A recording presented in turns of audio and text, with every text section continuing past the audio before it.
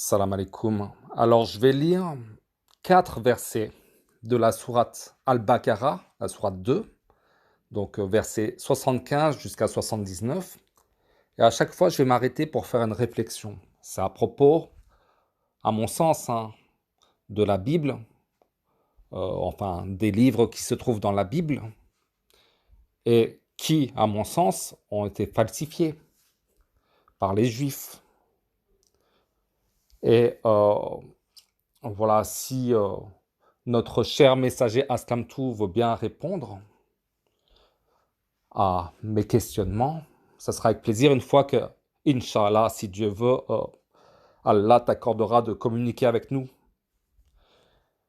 Bon, eh bien, donc verset 75, eh bien, espérez-vous, musulmans, que des pareils gens, les juifs, vous partageront la foi, alors qu'un groupe d'entre eux, après avoir entendu et compris la parole d'Allah, la falsifièrent sciemment. Alors, c'est-à-dire que il y a des juifs qui ont compris, hein. Par exemple, c'est comme si tu avais le Coran, tu comprends plus ou moins ce que veut dire le Coran, ok? Et tu changes, ok? Tu changes la compréhension,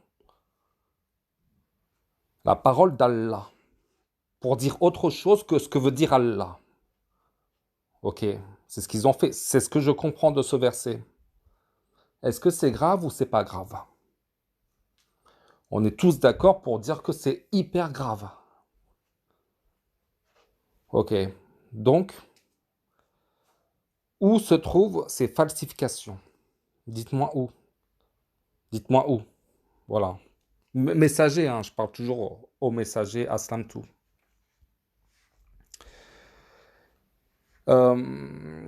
Oui.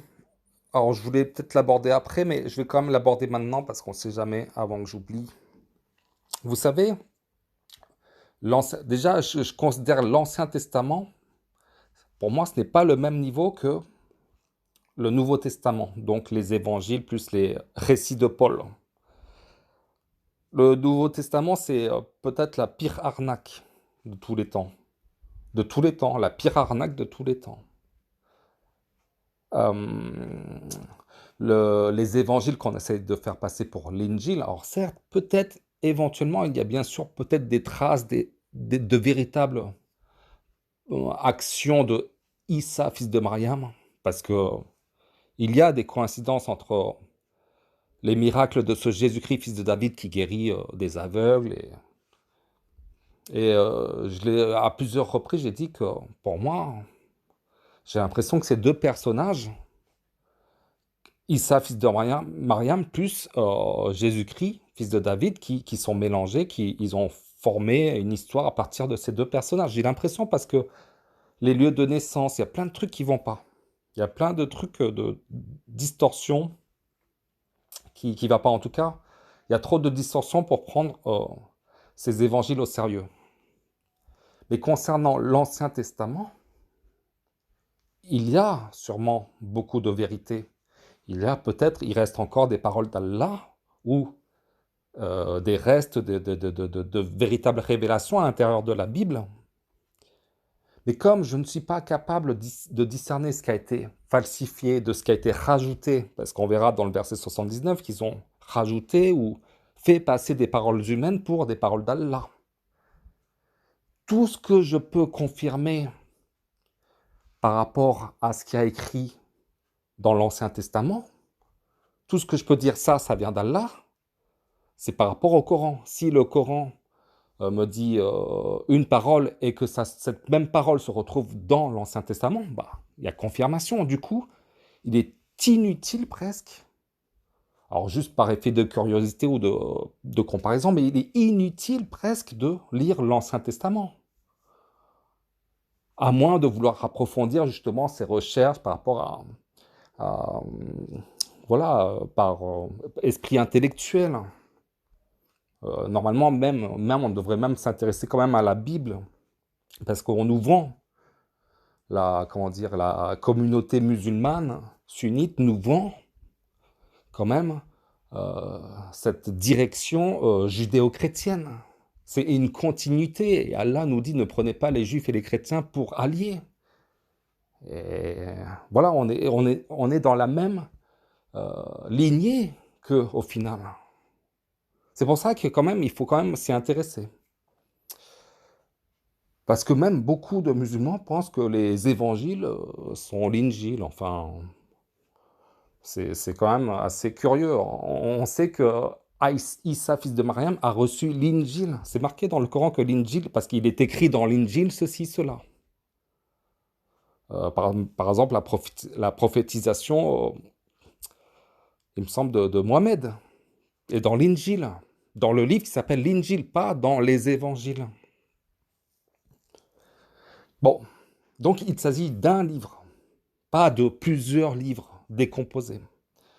On va continuer avec le verset 76.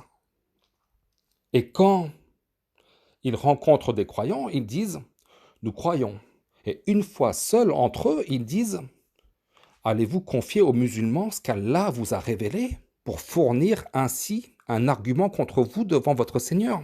Êtes-vous donc dépourvus de raison? Donc, quelque part, d'après ce que je comprends, c'est qu'ils ont avec eux, j'ai l'impression, la véritable écriture. Les véritables révélations, ils l'ont avec eux presque de manière pas falsifiée. Ok, parce qu'allez-vous confier aux musulmans ce qu'Allah vous a révélé pour leur fournir ainsi un argument contre vous devant votre Seigneur? Êtes-vous donc dépourvus de... Ils veulent garder leur savoir. J'ai l'impression que c'est ça, c'est-à-dire, même il y a un verset, je pense, dans le Coran qui dit, ils ont la Torah. Ils ont la Torah. Oui, oui, ils ont la Torah. Il y a un verset sur ça. Par exemple, 3,93 et 5,43. Toute nourriture était licite aux enfants d'Israël, sauf celle qu'Israël lui-même s'est interdit avant que ne descendît la Torah. Dis-leur, apportez la Torah et lisez-la, si ce que vous dites est vrai. Ou 5,43. Mais comment te demanderaient-ils d'être leur juge quand ils ont avec eux la Torah, dans laquelle se trouve le jugement d'Allah?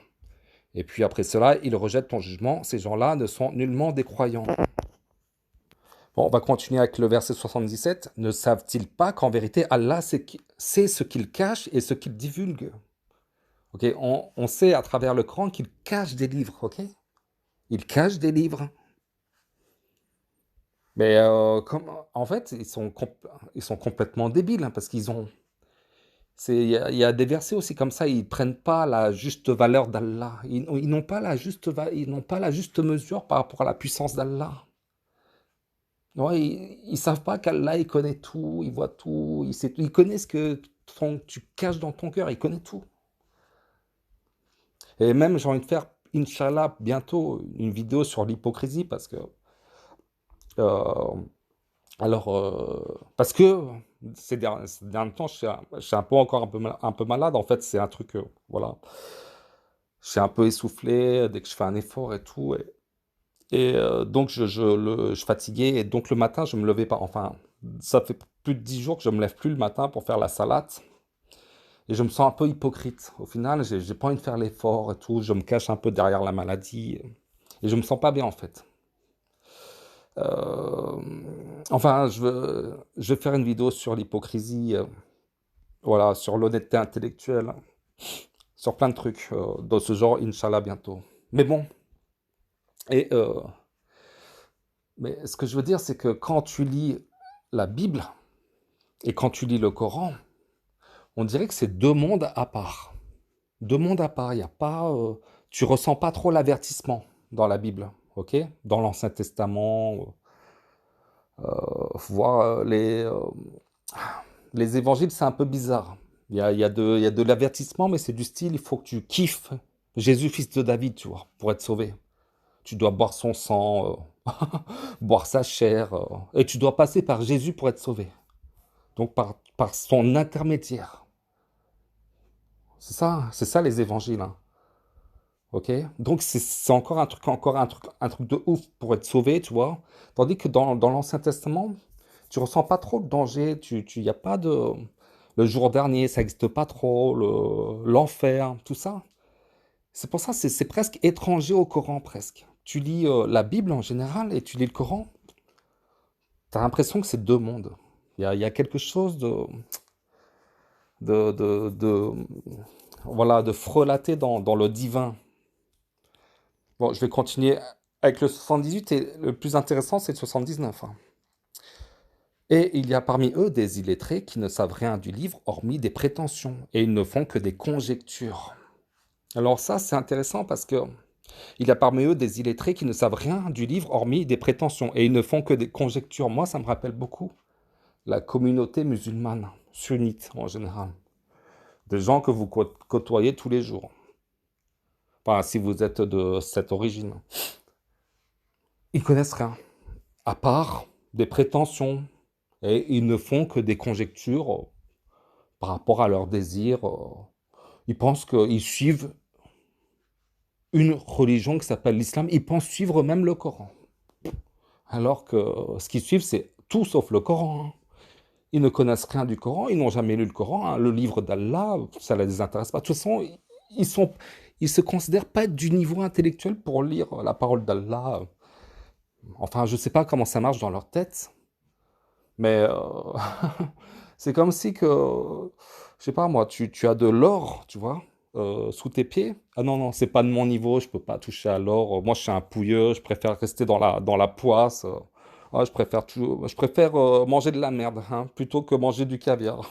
En fait, voilà, il y a du caviar, la parole d'Allah, hein, mais non, non, t'en veux pas. Reste dans ta misère intellectuelle, tout ce que tu veux, enfin. Bon, ça me fait penser à ça. Il y a parmi eux des illettrés qui ne savent rien du livre, rien. Ils connaissent rien du Coran, rien. Hormis des prétentions, oui, des oui-dire. Oui, sur le Coran de la Mecque. Sur le Coran de la Mecque. Ils jurent sur Wallah, Wallah. Et ils ne font que des conjectures, oui. Bah ouais, ouais, que des conjectures, c'est ça. Bon, enfin, vous comprenez normalement. Vous comprenez de quoi je parle. Et là, le verset intéressant, 2,79. Malheur donc à ceux qui de leurs propres mains, malheur donc à ceux qui de leurs propres mains composent un livre puis le présentent comme venant d'Allah pour en tirer un vil profit. Malheur à eux donc à cause de ce que leurs mains ont écrit et malheur à eux à cause de ce qu'ils en profitent. Donc avec leurs mains, ils ont composé un livre, puis ils font passer ce livre comme venant d'Allah. Ils ont écrit avec leurs mains. Ils ont mélangé la vraie parole d'Allah, voire même falsifié, effacé, rajouté d'autres trucs de leur propre désir, donc fait passer des paroles d'humains, ok? Et fait passer les paroles d'humains qu'ils ont inventées pour la parole d'Allah. Donc quel est ce livre? De quoi parle-t-on? De quel livre parle-t-on? Du livre de Joseph Smith, là, comment ça s'appelle, les Mormons? Parce que là, on ne me parle pas de Mormons, hein. On me parle de Juifs. Quels sont ces livres? Alors, oui, monsieur l'envoyé, monsieur le messager Aslamtou, répondez-moi. On me demande de croire. On me demande pas de suivre, ni de les lire. Je crois qu'Allah a envoyé, en effet, aux prophètes cités dans le Coran, certains livres. Mais comment, en les lisant, quelle information, comme je sais que la thèse de l'Égypte, ils ont rajouté la douille de l'Égypte, à, à quel niveau j'ai le droit de prendre ça pour la parole d'Allah?